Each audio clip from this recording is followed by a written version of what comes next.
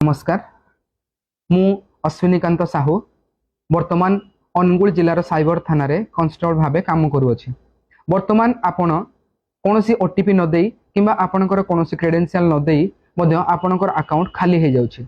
वर्तमान फ्रॉडस्टर माने व्हाट्सएप माध्यम रे एपीके फाइल पठाई जेपरि कि एसबीआई रिवार्ड, आरटीओ चालान, पीएम किसान एवं कोनोसी बैंक रो पैन अपडेट एपरि एपीके फाइल पठाई आपण मोबाइल को हैक करचंते। आपण जदि सेही परि कोनोसी फाइल आसे आपण ताकू टच करंती ताहले आपण मोबाइल रो समस्त कॉल आउ मेसेज ऑटोमेटिक फॉरवर्ड हे थाए, जहा द्वारा आपणकर मोबाइल हैक हवा सहित आपणकर अकाउंट मध्य खाली हे जाय थाए। जदि एही परि कोनोसी फाइल आपण पाखक आसे ताहले आपण सेथिरे टच करंतु नाही। जदि भूल बसत से फाइल टी डाउनलोड हे जायछि ताहा आपण मोबाइल रे हाइड होई कि थाए एवं हाइड होई सेही आपनको रो समस्त मेसेज आउ कॉल ऑटोमेटिक फॉरवर्ड हे थाए।